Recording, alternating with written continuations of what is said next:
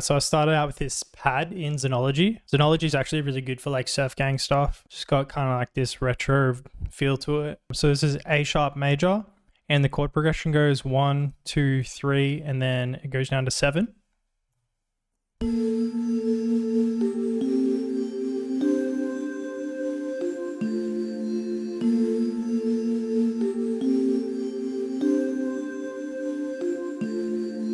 Then I just layered it with the Xenology bell 7. I find these bells like super versatile. Like I can use them for nearly any genre, and there's like a heap of them. Good plugin. So this is just like a layer over the top.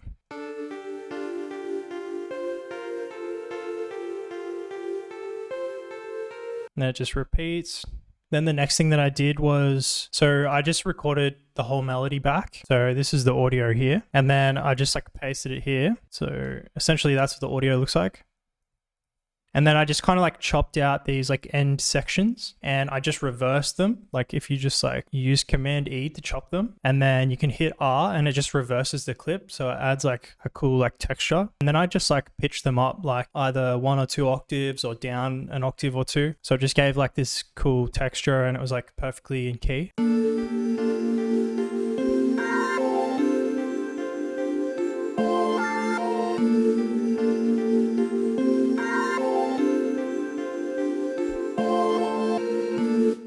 So that's a really cool way to flip your own sample. I feel like when I pitch it up an octave or 2, it sounds a little bit too like bright or harsh. So I generally just like turn it down in the mix. It's a really good way to like have like a little bit of something extra on your melodies. For the B section, I just have like this call and response thing going on. So I use this like E piano. I was just like surfing through all these presets like in the Ableton. I think it's a resonator. Oh, sorry, it's a corpus. So I was just surfing through them all, and then this preset called Bright Snare just sounded good on this one. And then for the response, I just have this it's just basically like a sine wave with a bit of detune.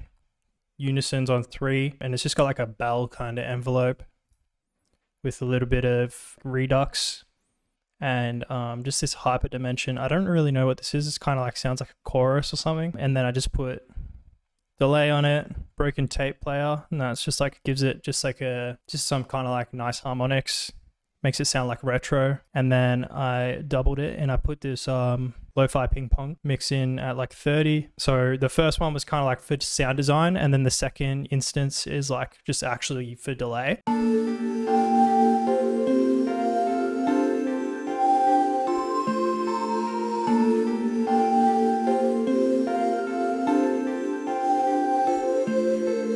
What I'd recommend if you're trying to recreate these melodies, like writing these, each note is in like the half note increments. Generally a good way that I get like good melodies and it sounds accurate to me.